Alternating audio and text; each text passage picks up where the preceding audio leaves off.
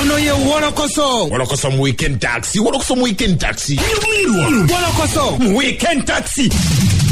Savugidewa. Ani gwe bakotte nani? Ani yakumenya ukani? Yonna mu Wolokoso. Wolokoso.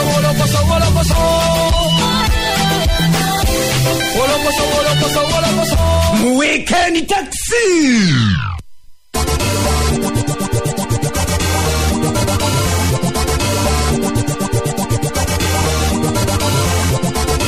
Kuchenda musanva kasiri sasa tufe mama for radio simbi mpologoma enunje dembe nkubuzako enajyo sinzira kula mpozi ngate otumbude kudakika omusanveza kaita kusawa esatu zokumacha ne tukugamba nti Wolokoso mu weekend taxi esawa zino abera mpozi atayingirawo wano wenyini ngate gwe abatufunya ku online tubagamba nti genda bugenzi ku www.radiosimba.ug ojja kubanga otufuna bulungi nnyo oba ku www.afcloud.com na ojja kuba mpozi ngate otufuna bulungi nnyo ate namwe abatufunya ku YouTube channels ezenjawulo tubagamba nti muli bakabi nnyo genda ku Radio Simba TV ojja kubeera nga otufuna bulungi nnyo oba ku Kakalam Times ojja kubeera nga otufuna bulungi nnyo oba ku Bokati TV ojja kubeera mpozi ngate otufuna bulungi nnyo nze Sula Senyonga Mr Mosquito Haji Titi ya omubwati ate era nga mpozi essaawa zino mbeera nnyingirawo n'oluvannyuma ate mpozi omukagga Kakalamu ojja kubeera nga neegattako ate tubeere mpozi nga tutambulira ddala bulungi nnyo abeere nga naye ayongera okubeera mpozi ngate anyikiza ekintu kino so kati tuba tutandikira ddala mu ngeri eri yennyini eyamugunda nga tugamba nti Wolokoso ngambe Wolokoso kiki kyekiriwo kale netaga kubiwala ebijujulo ebiri sekse muko wanji Assalamu alaikum Haji wafe omubwat. Walaikum salam wa rahmatullahi wa barakatuh ba ajati bange mwenna banango bantandikire wa ajati bange. Titi byalotu. Nja kuruba wana yendu tandikide wa oya ekizakitire. Haji nawe tutandikeo kuchinyusi. Kuchinyusi tujja tandikira wa una yeka kati ajati mnange nebaliza ku ajati uli mbutufu ekintu kiri kitya. Omuntu gotola wanti andawulidde sawumu yonna nambirira. Banange webale kulabirira Haji. Bebawo. Apunto butamakoma nyako.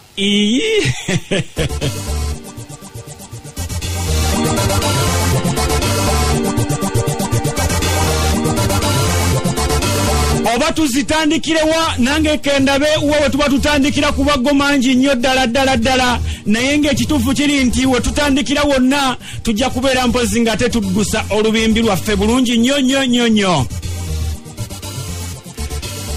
Oluvannyuma mpozi owa Ashbag Kato kwabulira mpozi ekisinde kya People Power bwatyo ne yeegatta ku NRM wiiki eno yonna mpozi yabadde ku mimwa gy'abantu ne ku mikutu gya social media gyonna nga bamulangira mpozi obunnanfuusi n'okubeera mpozi kalinkwe n'okubeera mpozi ng'ate musajja teyeesigikirako ddala ko n'abandi nti oba agende abatwalidde ki si abadde omunene mu People Power oba ki nabwe ekitono tufunye kabuye Boston ng'omusajja ono mpozi awangalira eri mpozi mu Boston mu USA n'ategeeza nti ekituufu kiri nti Ashbag Kato nga yeno Ashbag Kato bwe abadde kibumbe mu People Power talina maanyi nnyo g'abadde nago.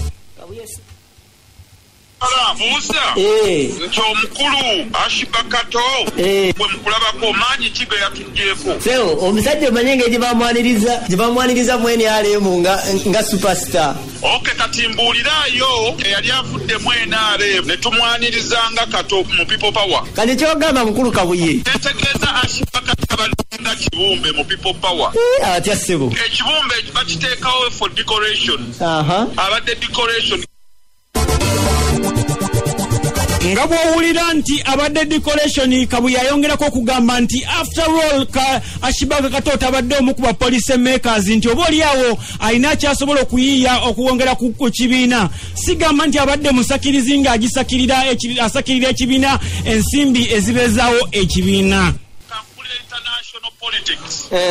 Ashbag Kato abadde alina essimu ya Bill Gates oba abadde alina essimu ya Malcolm X family ye oba abadde alina essimu ya Jesse Jackson police maker ayina essimu ezisobola okustopinga international community okublockinga ssente nga bwe tukola. Kati gwofunira people power ssente? Nedda sifunira people power ssente.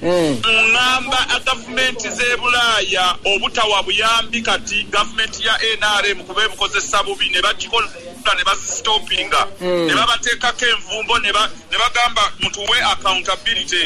Kyentegeezaako okugamba Ashbakato mu people power is not a policy maker that we have lost a big deal. No. Ashbakato has gone as Ashbakato. Ugandans are smart, but the Uganda bagezi.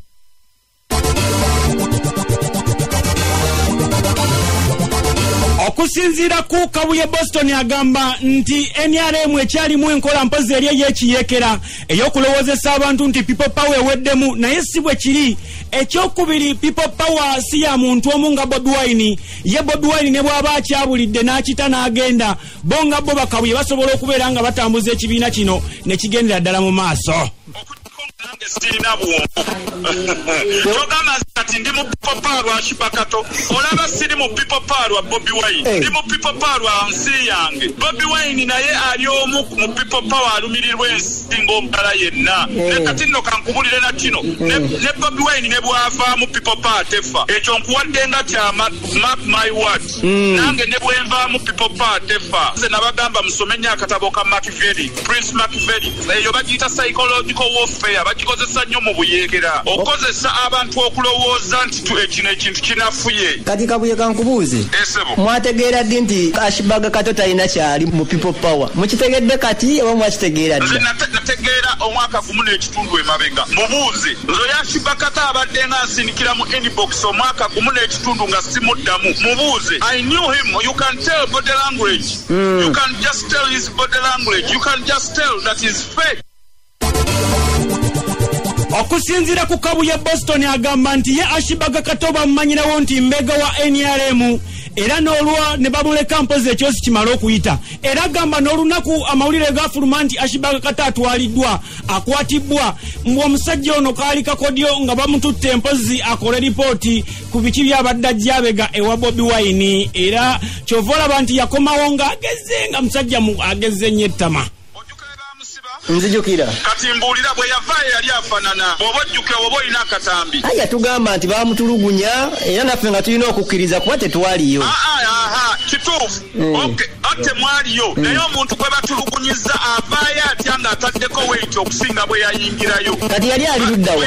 Yali kireka. Kati gwe mukuzuula kolowooza yali luddawa? Yali nabo era ojjukira ne peegi ebiseera bye baamukwatira yali ayina zi password za peegi ya Ghetto TV era nga bawandiikako nga bamuwambye nga bateekako ebintu by'NRM. Bw'oba oyagala geddayo olabe ekintu ekyo. Yali nabo because he's one of them, he has been one of them, he will never go away from them.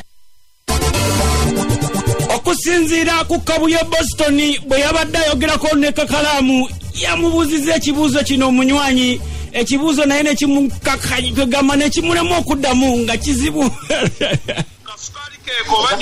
Kasukali yongeramu kubanga omusajja yabeewaniddeko nnyo yagambye yawonye oluwona lulize mutalabanga. Atasobola kakati mwami Kakalaamu kambuuze gwe gw'obulokoso kati nga gwe Munnayuganda olaba nti Ashbakato yatuwadde eddibu mu people power. Omusajja agamba baddenga ku enforcement ng'ali ku ttiimu esalawo. Nedda sigamba togamba byagamba ngamba nga gwe mwami Kakalaamu nga gwe kuba gw'oli ku ground nze siriiyo ngamba nga gwe mwami Kakalaamu. Anti kati obuzibu obuli mwami nti alina eddibu lye Kakalaamu bakugamba. Okusinziirako ye ayogerwako mpozi Ashbakato ategeezezza nti Kabuye Boston ateekeddwa okumanya nti ye nga Ashbakato si kulutu buno bupoloojo wabula ye field marshal omusajja alwanya entalo ennyingi ennyo bandibadde bamutyana nnyo. Radio Sipa. Sebo, bolokoso ko oli mukama wange. Babaye mononya na security kati. Security mzee yampadde. Buli kimu. Banene yane Kabuye Boston yangambye.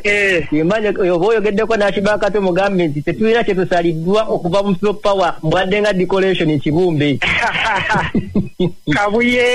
Kabuye. Mugambe ogwayogerako Ashbakato. So si bana abaana bano bani buno bwana yana bwani buno bwa people power bwabeera nabe eyo sebonze Ashibaka Katondi Field Mbasho. Kale nno bwe yatuuse ku kumuyita ekibumbe Ashibaka Kato ategeezezza n'agamba atabeerangako kibumbe lwa nsonga mu People Power abadde omu ku bantu 7 abasookerwako yabaffe Kabuye Boston akuba endere y'ebweru gy'ali ali ku kifo ki era atuula ku kifo ki mu ntebe nnamba ki Mugambe mbadde ku enforcement y'abantu 7 abategerera People Power kati yayogere wawaatula ye ne mu ghetto unit erimu abantu abalala 15 abaddako ne tudda mulemo mulala guddako gwa coordinator talina waatula na wamu bapikerere bali eyo Bulaaya nabo kibana kibagasa People Power abaana bagasa People Power abadde ku ground ate kati mugenzi kati era kulaba omwana abadde ku ground wano ng'agenze manya People Power efiiriddwa bakati nze mugambe Patricia Sewungu yavudde mu People Power mu Kabuye Boston yavudde mu People Power tebana kibaba bagisudde kati babajjo we bava kwebeesaliddwa babajjo kulaba bo bali wano ku ground bagivaako ebeesaliddwa okusinziira mpozi ku mukutu oguyite ogwa Facebook omukulu Sudiman mpozi yavuddeyo na postinga n'agamba Ashibaka Kato bagenda agende lwa nsonga mu People Power abadde just appetizer akatosobola kulemesa muntu kulya mmere ye wano Ashibaka Kato avuddeyo n'ategeeza n'agamba akyali musajja mukulu nnyo era kwegamba ow'entize nnyo olw'ensonga ye yawane Bobi Wine ekirowoozo ky'okwesimbawo kwatambulira kati tugamba olinga kapetaiza weva mu kintu tekinenyera kyekibaddeko mbu omuntu asobola okweriya ekyennyanja akiri boyiro nga tekirimu bisibibi oba bisiika kwegamba tebalina kyebasaliddwa nnyo kiri awo kale n'owulira Sudiman nze omusajja yaleeta idea ya Bobi Wine okwesimbawo bayinza okugamba mbu bwe mba ŋŋenze mbu baba tebalina kyebafiiriddwa Ashibaka waliwo akatambi akalala akatambula wamaliriza okwogera ekigambo ekyo ne batyayo akatambi akalaga Bobi Wine ng'agamba nti ye Nubian Lee bwe baali batamba ejjinja yamugamba nti weesimbewo naga nti kimu kyakola Nubian Lee yamujubisa teri mulala kati ate kati obeeno ga nti gwa eyagamba Bobi Wine yeesimbewo era gwe yamuwaga amagezi kati awo we bagambira nti tolina kyobagamba baagala ndeetere zi voice note na zi screenshot naye ekirungi Fada yakimanyi kati ebyo Fada ebitale ebisinga ebintu binne bibadde bikolebwa naye nga abaleeta idea tusigalawo mu background nga tetwetaaga ku mentioned anywhere okusinziira ku Ashibaka Kato agamba nti show Fada gyasembeyo okukola mpozi muyite Bobi Wine oba Fada ye gwayita Fada agamba nti show gyasembeyo okukola mpozi ku online gye mbadde mulaba mwenna gye mwanyumirwa era eyabawoomera ennyo bwetyo nti yali idea ya Ashibaka Kato ye mwennyini era nga mpozi eyo idea agireeta mwaka guwedde naye ne batagitumira nnyo kwegamba nga balinga abazalawazalawa naye bwati ate bamala ne bakigenderako ne idea ya live okola live show online show nagireeta mwaka guwedde nga nebya corona tebinnabeerawo bali batuganya okukola show ya Kyalenga extra eno gye twakavaamu tukola Kyalenga mu Gwekumi kati ne batugana okukola show ya Christmas ne mbagamba amabuulire tetugenda kaana na police tukole online show nebagamba bibeera bitya kyanzijira bugizi nali sitebaako bantu bonna naye nga ne benkigamba tebakitegeera nange mwenyini nyini akyogera nga njogera ekintu kyesirakansi nga njagala tukigezese nabo bakisobola okukola mpulira naye ne tukigayaliriramu ne bajja nga bablocking ebivulu naye nga blocking ekivulu nga mbagamba naye tugezeeko ekintu kya online kino tujja kugamba abantu batusindikire mu tukalo ku mobile money abaana babaagala okulaba abaana baagadde abataagadde nga bakireka kati nga bagamba kale tujja kutula tukigayegayeemu ebya corona ne bijja okusinziira ku Ashibaka Kato ayongera okukakasa ku shene ya Facebook live era nga bw'owulira wano mutuufu okakasa eddala nti oba oli awo yali mundu mmenye nga ye bwe yeekakasa nga World Health Organization bategese online show ya Lady Gaga nempereza fund simule mugambo juke ekintu kyenayogerangako omwaka oguwedde kya online show nti ndaba World Health Organization egenda kikola ne Lady Gaga mu America nti tulo kirabeko tetusobola bagamba naffe netukola show singa okubeera akabi mu Africa kubanga World Health Organization bali mukozesa luyimba lwaffe luno olwa coronavirus nga sound tracker yaabwe kitegeeza basobola naffe otukolera ne bagamba kale tugenda kulaba tugenda kwogera nabo tulabe netwegayaza ngenda okulaba manyanga mulangira Suna n'abikola kati kepakulaba then nga Rasta apiikinze ne bakikola eno gitwase nayo kola ne kikuba ne bayakabi nnyo ndeka mukugambye nti it was my idea even before corona, even before anyone. Okusinzira mpozi kwa Shibaga Kato agamba nti ye essanyu ab'NRM gye bawulanirizaamu mbutuufu lyabadde lya nsusso nnyo era mbu olwayingidde mu NRM President Museveni n'akubirawo akalulu n'agamba nkutte ekyennyanja ekinene nvubye ekyennyanja ekisava ddala ki Ashibaga. Ngena contributing asigama ndi buli kimu nze contributing mu kwa ngenda kulaba nga World Health no erimu ideas zange n'abalala contributing asigama ndi buli kimu nze contributing mu kwa ezimu ideas zisinga zibera za fada mwenyini kenyini nenga mali wentonotono nga zo zange nga nze nange omuntu nga it was my idea. Ekyegeza Ashibaga NRM efunye amata obuta. President Museveni yagambye I've hooked a very big fish. Ekivunwa mu Luganda nti nvubye ogw'ennyanja ogunene ogunene.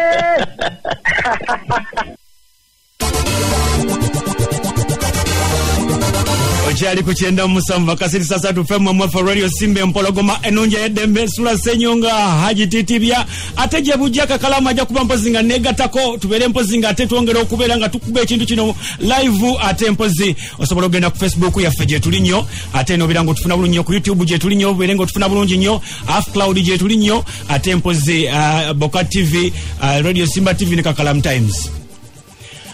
Akageri keruli nti olunaku lwaleero mpozi we lusembayo mu Sawumu oba mwezi omutukuvu ogwa Ramadan ku nsonga y'emweyo yennyini ya Ashibaga Kato ate mpozi promoter Ali Mawale alina obubaka mpozi ate bwaweereza omukulu ate nga musiraamu munne Ashibaga Kato nga mutegeeza nti wallahi billahi tallahi olidde munnyo Bobi Wine olukwe naye tukusaba nga bwe tukyali mu Sawumu shaitani zikyali ku njegere toweekwasanga shaitani yonna nti ye yakukema ng'olunaku lutuuse olw'okwejjusa. Assalamu alaikum wa rahmatullahi wa barakatuh. Wasizotya Ashibaga Kato kansubire nti oli bulungi. Bino sandi bigambye naye bigambanga musiraamu munno ate eky'omukisa omulungi tuli mu Ramadan. Muganda wange oli azamanya mu nsi mungi asoma ku ddiini so njagala nkunnyonnyola ebigambo bino oyinza obutabitegeera kati naye bw'ona opulayinga ka audio kano n'okaddiŋŋana ojja kuntegeera emiteeko gy'obuli azamanya kankunnyonnyole muganda wange wali azamanyiza Bobi Wine. Sijja kwogera bingi naye mbadde nkusaba ekyo nawe ojja kitegeera bw'onooba weebaseemu bw'oti ojja kutegeera kikyegamba kikyamuli azamanyiza. Ekyokubiri muganda wange gye wagenze tukwagaliza mirembe myereere gyonna naffe tukusaba eno gye watulese otulekere emirembe myereere gyokka tewali kibi kyakukoleddwa naawe ekyo okimanyi. Nakulabye ng'okola interview ku bimu bye ŋŋenda okuba nga nkugamba nga mbikujjukiza tuli mu Ramadani saagala wejjuse kintu kino kubanga shaitaani baazisiba toli g'oligamba nti shaitaani yankema ekyo okimanyi muganda wange.